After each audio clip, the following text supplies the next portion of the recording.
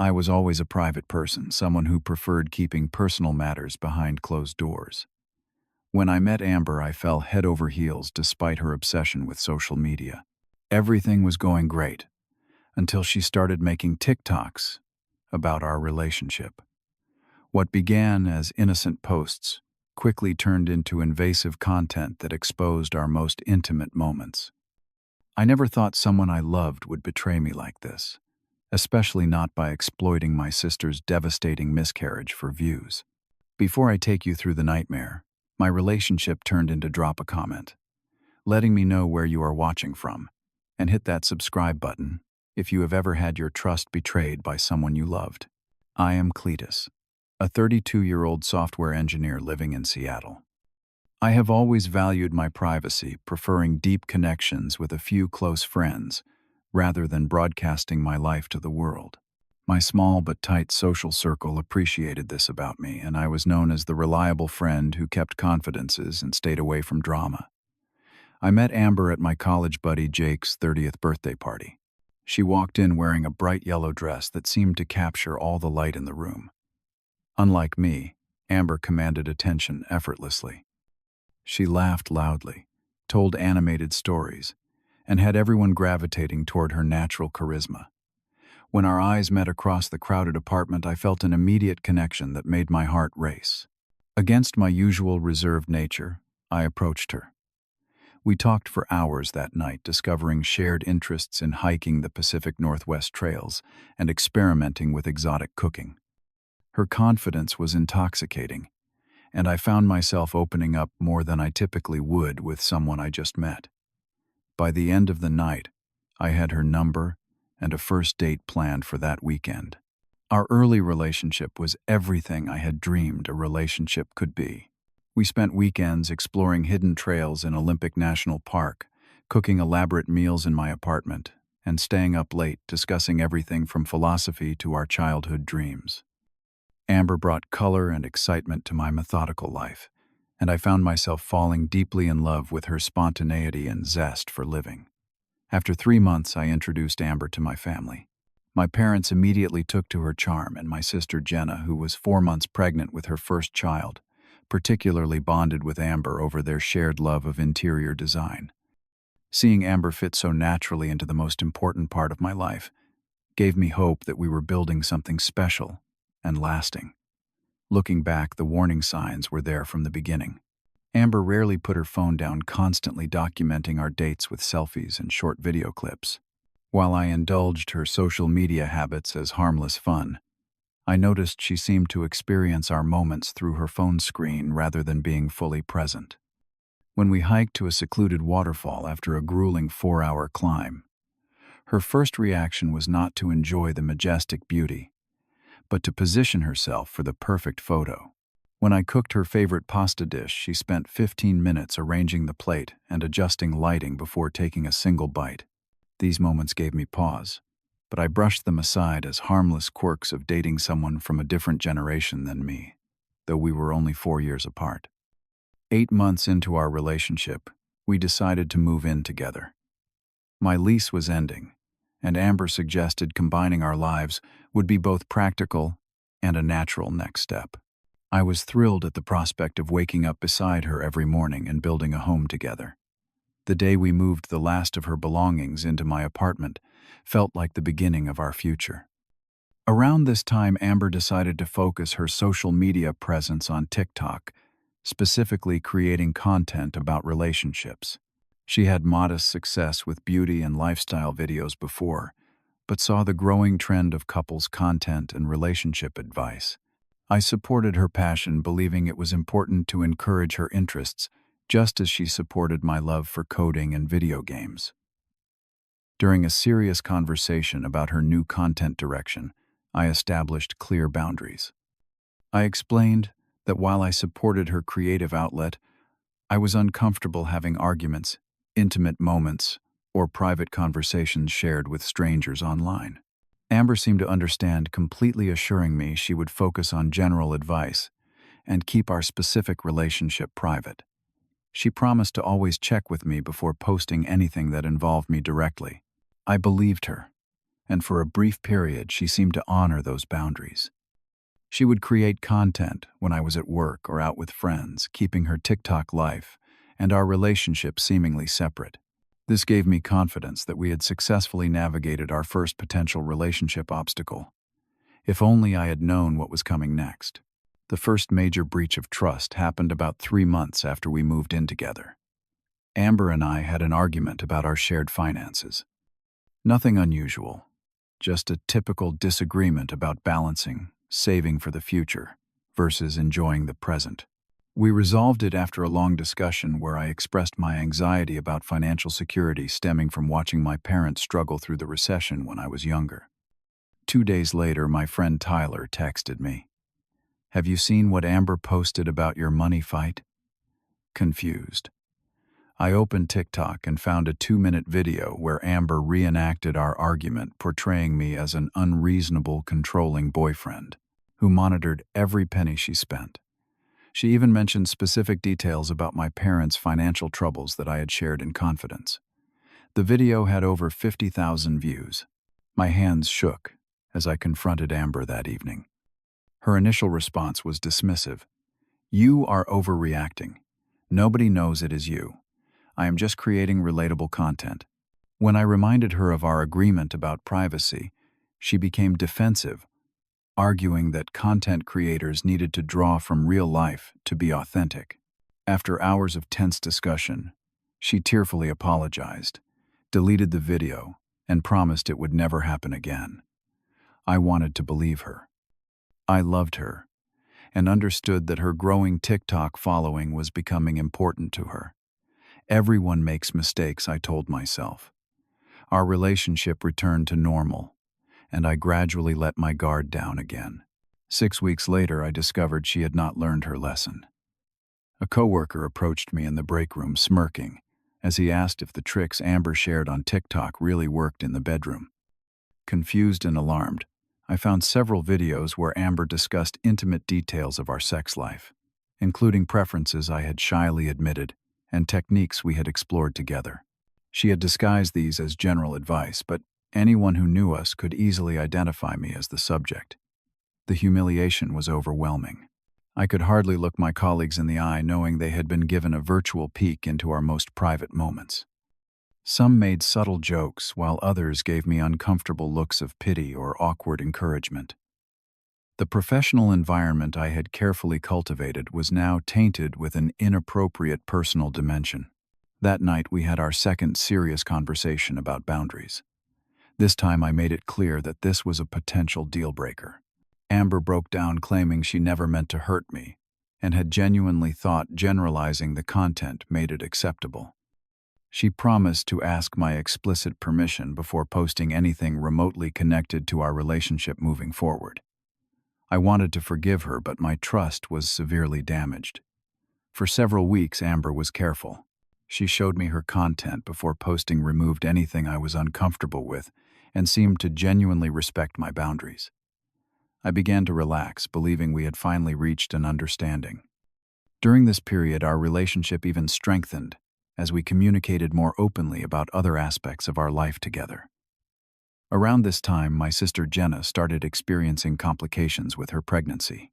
At 22 weeks, her doctor detected potential issues that required regular monitoring and additional tests. My family has always been close, and I was deeply worried about both Jenna and my future niece or nephew. I confided in Amber about my fears, sharing late-night worries that I could not express to Jenna or my parents because I wanted to stay strong for them. I told Amber how I lay awake at night terrified of losing this baby who already felt like such an important part of our family. I revealed my guilt for not being able to do more, for being caught up in work projects when perhaps I should have been more available to drive Jenna to appointments or help around her house. Amber was wonderfully supportive during this period. She listened attentively, offered comforting words, and even prepared care packages for Jenna. She accompanied me to family dinners where the mood was tense with unspoken fears. She held my hand during late-night phone calls from Jenna, who needed reassurance. For the first time since the TikTok incidents, I felt fully supported by and connected to my partner. I began taking Jenna to weekly doctor appointments when her husband could not get off work. These silent car rides often ended with both of us in tears, trying to be optimistic but terrified of what each new test might reveal. After each appointment, I would call Amber sometimes just to hear her voice as I processed the medical terminology and cautious doctor statements. She became my emotional rock during this family crisis, and I was deeply grateful. Despite our renewed closeness during my family difficulties, Amber gradually slipped back into her old patterns with social media. The content became increasingly invasive, even as she maintained the pretense of respecting my wishes. One evening, as I scrolled through her profile out of curiosity, I found a video where she detailed our exact income disparity, my student loan debt, and my reluctance to eat at expensive restaurants because of it. Another video mocked my career aspirations. I had confided in her my dream of eventually leaving corporate software development to create educational coding programs for underprivileged kids. She portrayed this as naive and impractical, suggesting I was avoiding adult responsibilities by clinging to childish idealism. Thousands of strangers were commenting, many laughing at what they perceived as my immaturity and unrealistic goals. The pain of this betrayal cut deep. These were not just privacy violations, but direct attacks on my character and dreams. When confronted, Amber was less apologetic than before, suggesting that as her TikTok following grew, I needed to accept being adjacent to public content. She pointed out that she never mentioned my name or showed my face, so technically she was respecting my privacy.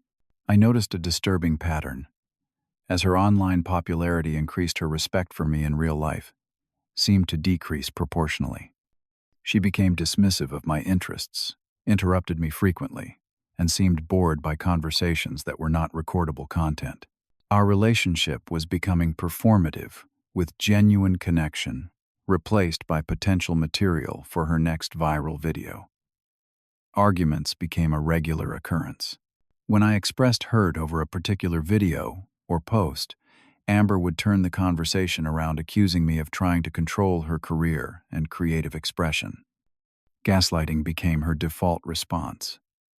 You agreed to this. You are just insecure because I am building something successful. You want to keep me small so you can feel big. Her friends, many of whom were also aspiring influencers, reinforced her perspective. They sent messages supporting her right to create whatever content she wanted and suggesting I was threatened by her growing independence. One particularly cutting comment that Amber shared from her friend read, "Does he realize no one would even care about him enough to watch these videos if not for you? He should be grateful for the attention." The constant invalidation of my feelings made me begin to doubt myself. Was I overreacting? Was this simply the price of dating someone in the content creation space? Was I being controlling by asking for basic privacy? These questions circled in my mind, constantly eroding my confidence and sense of reality. My sister Jenna, despite her own struggles, noticed changes in my behavior. During one of our drives home from the doctor, she gently asked if everything was okay between Amber and me. I found myself unloading all my frustrations and doubts.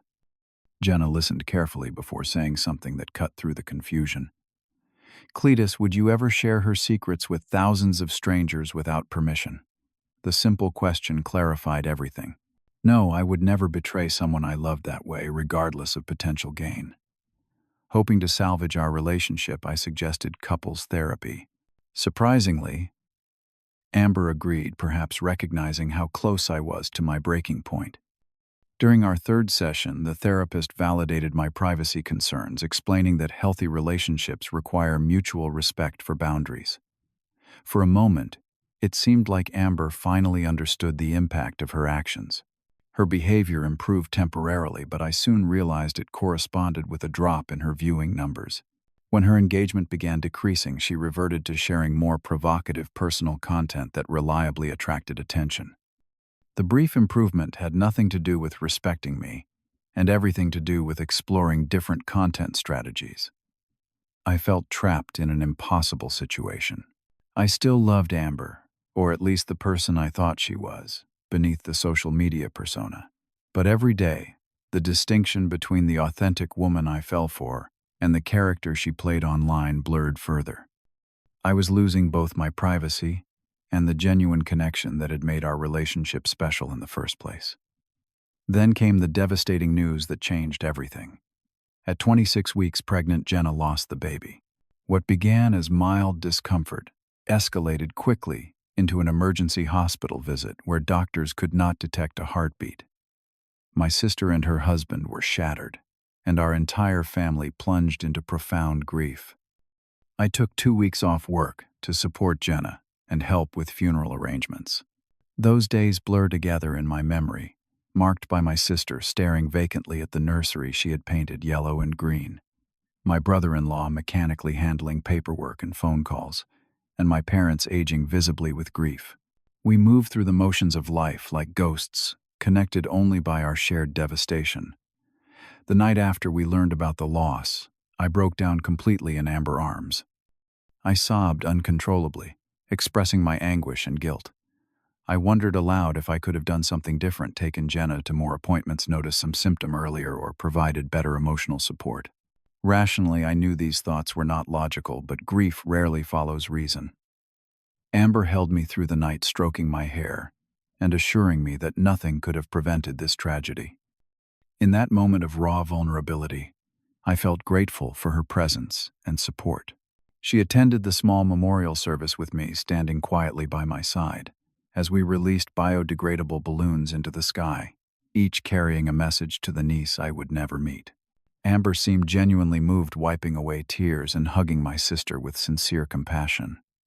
4 days after the memorial, my cousin Megan called. Her voice was strange, hesitant.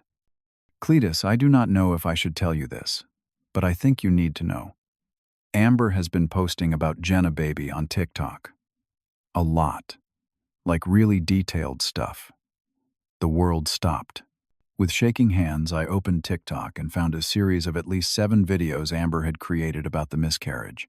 She had started posting them the very day we received the news, continuing through the memorial service and beyond. Each video featured Amber with sad music playing, talking directly to camera about the tragedy unfolding in her boyfriend family. She shared specific medical details that only I had known and told her in confidence. She described Jenna's emotional state in voyeuristic detail, including private moments from the memorial service. She even filmed portions of the service itself, capturing my family at their most vulnerable without their knowledge or consent. Most horrifying of all, I discovered a video she had secretly recorded of me crying in our bedroom after the memorial. My raw grief, my most vulnerable moment, had been captured and shared with hundreds of thousands of strangers who left comments praising Amber for her strength and compassion during this difficult time. She responded to these comments enthusiastically, playing the role of the supportive, suffering girlfriend while building her following. I felt physically ill. The betrayal was so complete, so calculated, that it defied comprehension. This was not just another boundary violation. This was the exploitation of a family tragedy, the commodification of the deepest pain my sister and our family had ever experienced. When I confronted Amber, her response left me truly speechless. Instead of showing remorse, she defended her actions as raising awareness about pregnancy loss. She claimed she was helping other women feel less alone in their grief by sharing our story. When I pointed out that it was not her story to share, she became indignant, insisting that as someone adjacent to the situation, she had every right to process her own feelings online. But the final blow came when she said, "This is the kind of authentic content my followers connect with. My numbers have never been better. Do you know how many women have reached out thanking me?" At that moment, any remaining love I felt for Amber evaporated. I saw with perfect clarity that she viewed my family tragedy as content our pain, as engagement opportunity my vulnerability, as performing material. The woman I thought I knew simply did not exist. The situation worsened when Jenna discovered the videos through a mutual acquaintance. Already devastated by her loss, seeing her private grief exploited online triggered a panic attack so severe that her husband had to take her to the emergency room. The additional trauma inflicted on my sister was unforgivable. Watching Amber continue to defend her actions without a shred of genuine remorse, something broke inside me. I realized that no amount of love therapy or second chances would change her fundamental lack of empathy and respect. Some betrayals are simply too profound to overcome, and this was mine. In that moment of clarity, I made the decision that would ultimately save my dignity and sanity. While Amber was out filming content with her influencer friends, I packed all of her belongings. I boxed everything methodically, from her elaborate makeup collection to the clothes that had gradually taken over our shared closet. I loaded everything into my car and drove directly to her parents' house, leaving the boxes on their porch with a simple note: "It is over. Please do not contact me again." I returned home and immediately called a locksmith to change the locks. Then I blocked Amber on every platform: phone, email, social media, even our shared food delivery accounts. I composed a brief, factual message to our mutual friends, explaining that we had ended our relationship due to irreconcilable differences regarding privacy and respect, and that I would appreciate space during this difficult time. Her reaction was exactly as I expected. First came shock, evident in the barrage of calls from unknown numbers and emails from new accounts. When she realized I was serious, she escalated to showing up at my apartment building, screaming in the lobby until security escorted her out. Her messages alternated between tearful apologies and vicious accusations, neither of which moved me to reconsider. Unable to reach me directly, Amber turned to what she knew best: social media. She crafted a narrative portraying herself as the victim of a controlling boyfriend who could not handle her success. She posted carefully edited snippets of our arguments, cropped messages that painted me as the villain, and tearful videos about emotional abuse. Her followers, invested in her version of our relationship, sent hateful messages to my social media accounts, and even contacted my workplace. Through it all, I maintained public silence. I documented everything for legal purposes, consulting with a lawyer about potential action for defamation and invasion of privacy. The attorney confirmed that recording me without consent and sharing medical information about my sister could indeed have legal consequences, information I held as a last resort should the harassment continue. What Amber had not anticipated was that her actions regarding my sister's miscarriage would cross a line even for her most loyal supporters. When the full story began circulating among our mutual friends, even her influencer circle distanced themselves. Nobody wanted to be associated with someone who would exploit a pregnancy loss for views. Brands that had begun reaching out for partnerships quietly withdrew their offers. As her carefully constructed online persona began crumbling, Amber's attempts to reconcile became increasingly desperate. She sent long emails detailing how she would change, promising to quit social media completely if I would give her another chance. She left handwritten letters, sent flowers to my office, and even enlisted her mother to call me, pleading her case. 2 weeks after our breakup, she appeared at my sister's house with a gift basket and tearful apology. Jenna, still deep in her own grief, simply closed the door and called me immediately. That was the final straw. I had my lawyer send a formal cease and desist letter, making it clear that any further contact would result in legal action for harassment. Despite everything, part of me still cared about the woman I thought Amber was. But I recognized that returning to her would be returning to a relationship built on exploitation rather than respect. No amount of love could bridge the fundamental gulf in our values. The woman who would weaponize my sister's tragedy for likes and followers was not someone I could ever trust again. The months following our breakup were difficult but healing. Initially, I retreated into isolation, taking comfort in the silence and privacy of my apartment after months of feeling like every moment might become public content. I deleted my rarely used social media accounts and changed my phone number, creating a protective bubble around myself as I began to process what had happened. Weekly therapy sessions became my lifeline. My therapist helped me understand that I was not responsible for Amber's behavior, and that setting firm boundaries was not only healthy, but necessary. We worked through my feelings of betrayal and anger, gradually replacing them with compassion for myself and even eventually for Amber. Not forgiveness exactly, but an understanding that her addiction to validation was its own kind of prison. Rebuilding my relationship with Jenna became my priority. We grieved together, sometimes sitting in silence, sometimes reminiscing about the niece we had already loved so deeply. I helped her and her husband dismantle the nursery, when they were ready, packing each tiny outfit and stuffed animal with care. These private moments of shared sorrow were sacred healing in their intimacy, and completely different from the performative grief Amber had displayed online. Gradually, I reconnected with friends who had been neglected during my relationship. Many admitted they had seen red flags, but had not known how to express their concerns. These honest conversations helped me recognize the warning signs I had ignored and strengthened my resolve to trust my instincts in the future. I discovered new hobbies that helped me reconnect with myself. I joined a local hiking group that had a strict no phones on the trail policy, rediscovering the joy of experiencing nature without documenting it. I took a pottery class where the focus on creating with my hands kept me grounded in the present moment.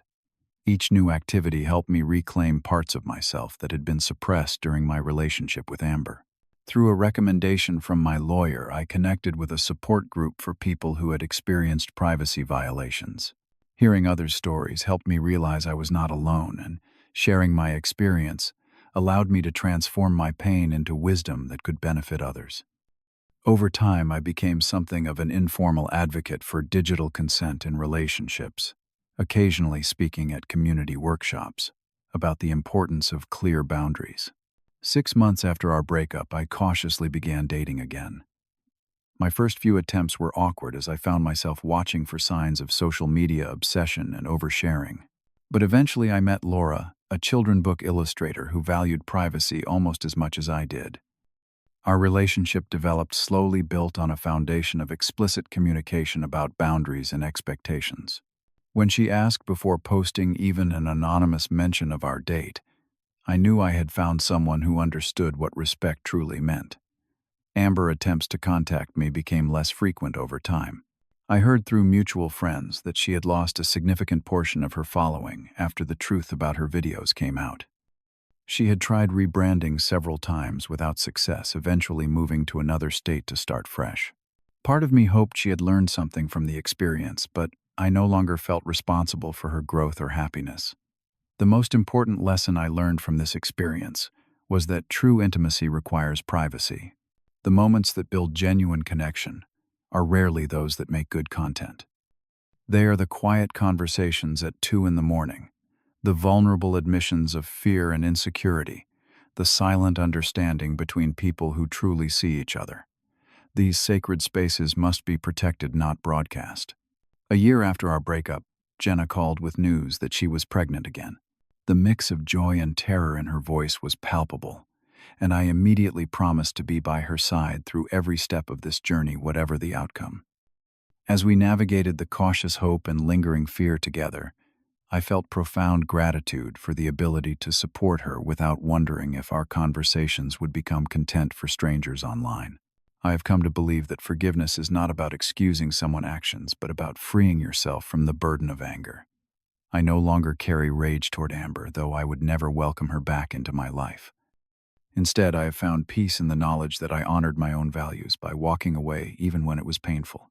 For those of you watching who might recognize your relationship in my story, please know that respecting your privacy is not controlling. Expecting basic decency is not unreasonable. And someone who repeatedly violates your trust while dismissing your feelings is showing you exactly who they are. Believe them. Have you ever had to establish digital boundaries in a relationship? Share your experience in the comments below. If this story resonated with you, please hit that subscribe button and give this video a thumbs up so others can learn from my experience too. Thank you for listening to my journey from betrayal to healing. And remember, your private moments are precious. Keep them with people who understand their value. I will be back next week with another story that I hope will help someone else feeling alone in their struggles.